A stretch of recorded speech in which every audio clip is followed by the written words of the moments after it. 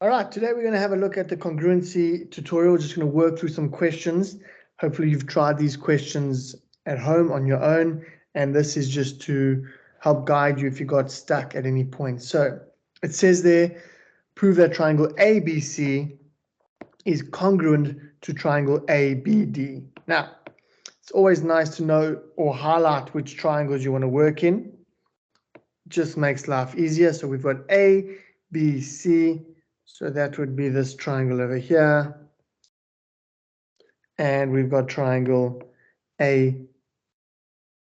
So this triangle on the right. So what's nice about highlighting that is you can actually often see some of the information already. My advice, always start with the given information. So we're going to say that, actually to make it a bit more formal, we're going to say in triangle ABC and triangle ABD. We're going to say, remember, for congruency, we need three things. So we want three statements. We're going to say CA is equal to AD. That is this line over here and that line over there. And my reason I know those are the same because it's been given. The next one, I'm going to go with these two over here. Right, some more given information. So point 2 is BC is equal to BD. And that is also going to be given. And the last one is maybe not easily seen, but it is going to be this common arm down the middle here. And so that is going to be AB equal to AB. And my reason is common side, common arm, or just common. And so to close off my statement, I'm going to say, therefore, triangle ABC is congruent to triangle. Now, remember, the order in which we write things is important. And so I know we're going to label it. So we've said A, B, C. So down the common line, up the blue line.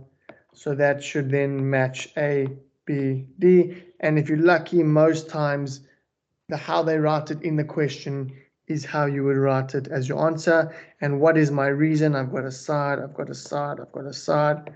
And so we've got side, side, side. Cool. Question number 2. So let's highlight our triangle, TSP. So that's going to be this one over here.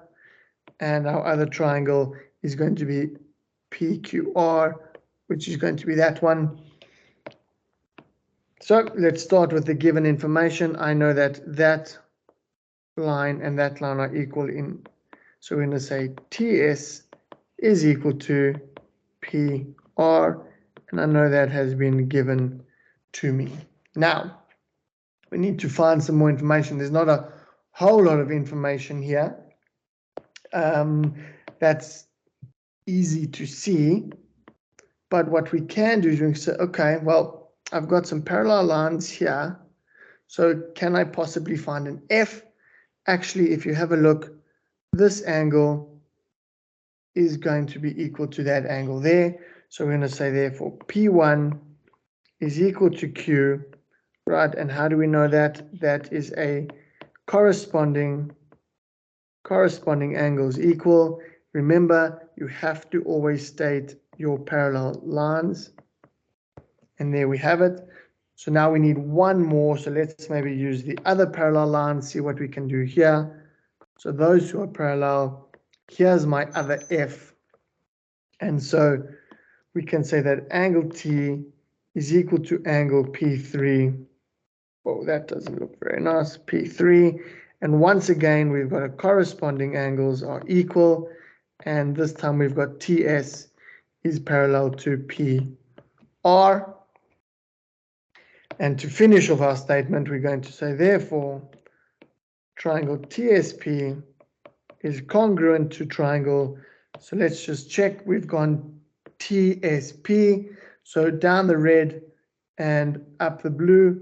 So down the red, up the blue. So that's got to be PRQ. Let's just fix that up. Right. So, and we can also check that by saying TS is here and must be the same as PR. P must be the same as Q. and T must be the same as P. And so don't forget, we need a reason. So this is a side and that is an angle. And any two angles are always going to mean that third is also the same. And so we've got angle, angle, side. Next example, let's have a look. So my first triangle is MNK. So that is going to be MNK. That is this one over here. And my other triangle is POM. So let's start with what's been given. I know that PO is equal to NK, and that's been given. Step number 2, so that is this one here and that one there. I know that angle O is equal to angle K. That has also been given. And I also know that angle P over here and angle N over there are the same. So angle P is equal to angle N, which is equal to 90. And that has also been given. So that's quite a nice one. We can quite easily now say, therefore, triangle MNK is congruent to triangle. Let's just check our order. We've said MNK, so up to the 90, down to the dot. So up to the 90, down to the dot. So this is going to be MPO. Right. And we know that's true.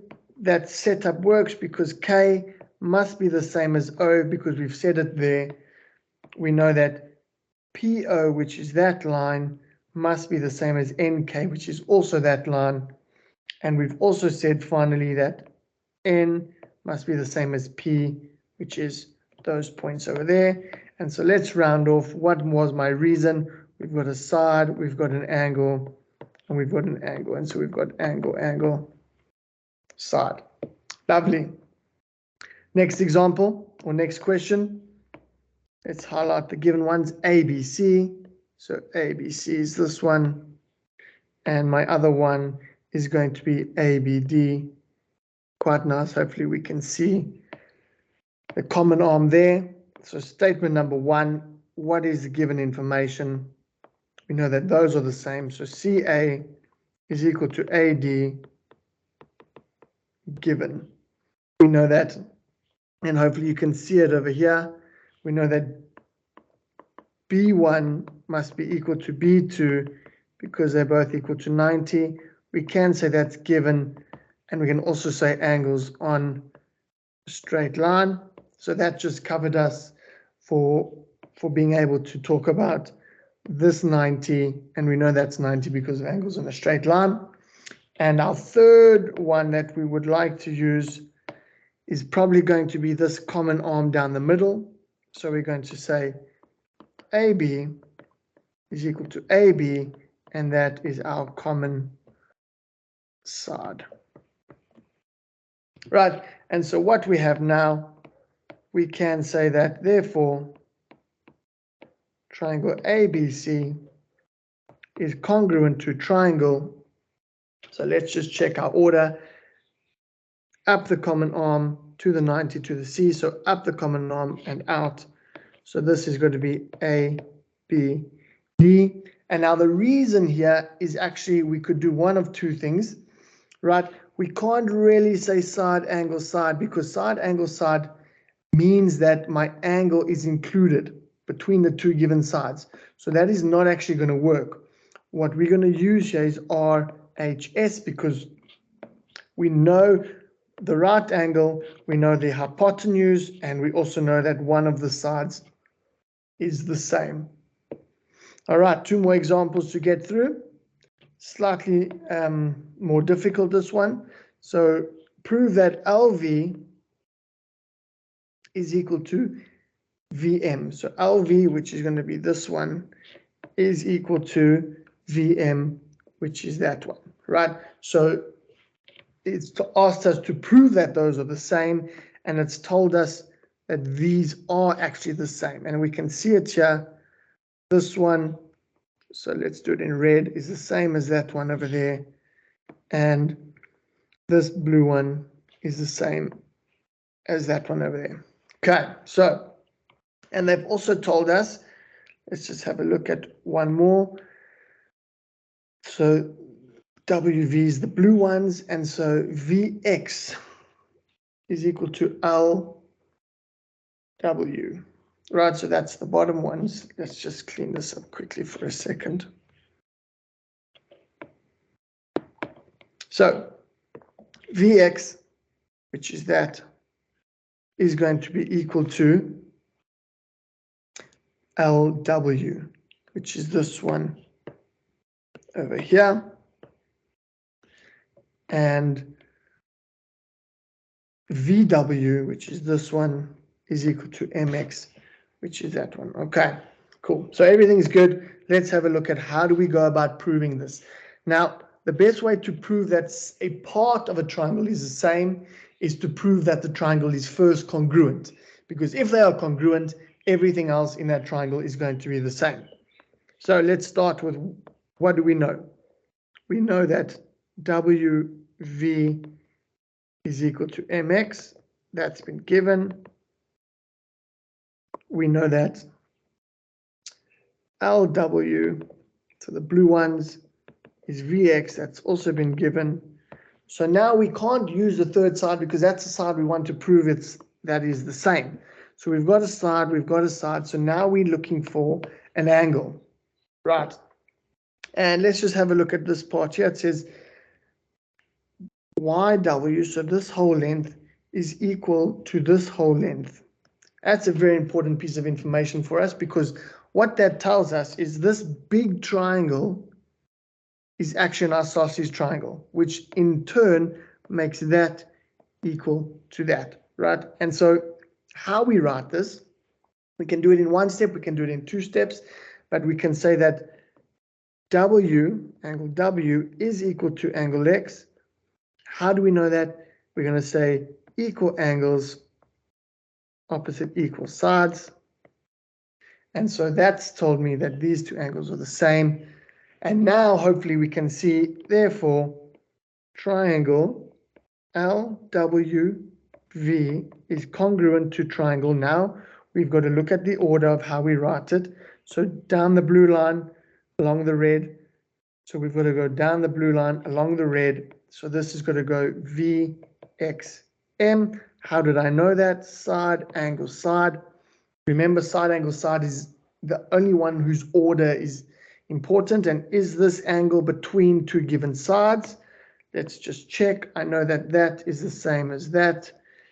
And I know that this one is the same as that one. And so now we've got an angle between two sides. And so we can round off on by saying, therefore, LV is equal to VM. How do I know that? Because of congruent triangles. And actually, we can also say congruent parts of congruent triangles are congruent. That's also something that you might see at some point. Congruent parts of congruent triangles are congruent. That just means if I've proved the triangles are congruent, then the matching parts are going to be equal to each other. All right, let's look at the last question. It says there that if AB is equal to AC, so let's add that in. AB is equal to AC. What else do we know? We know that BD is equal to EC, so that's these two here at the bottom. And they've also told us that D1 is equal to E1, so that's these little angles in there. Can we prove that triangle ABE, right, so ABE is this small one on the left, is equal to ACE, the small one on the right. So start with our given information. Number one, AB is equal to AC, given. Number two, we know that BD is equal to EC, also given. Okay. Now we need to get in. We either need to know a side, because we've got side. So we're either looking for side, or side, angle, side. So we're actually probably looking for one side or one angle. Now, it's difficult to decide whether I know anything about that, right? But what we do know, right, is actually, if you think about this, what happens if two base angles of a triangle are the same? It means that these lengths must be the same, right? So how we set that up is we're going to say that if D1 is equal to E1, then AD must be equal to AE. How do we know that? So we can do one of two things here. We can say isosceles triangle, because we know it's an isosceles triangle because the base angles are equal. Or we can switch the order. We can say equal sides opposite equal angles, right? Also an option. And so to finish that off, we're then going to say, therefore, triangle ABD is congruent to triangle. Now we've got to label it again. So we've gone ABD down the blue across the red, and we're going to say ACE. And what is our reason? Well, we know that this is an angle, so we've got to have, actually that's not an angle, that creates the side here. And so we're going to have side, side, side. We could have possibly gone 180 minus and worked out those two angles inside there, right? Alternatively, we could have also said, hey, hang on. This big triangle has two equal sides, which makes these angles equal because of the isosceles of the big triangle, right? So that's an alternative option, right? We could have said B is equal to C, same reason, right? Because of this isosceles triangle, either the angles are given, so we know the lengths are the same, or the lengths are given, so we know that the angles are the same. So there's quite a couple of ways you could have done that one, which is a really, really nice question.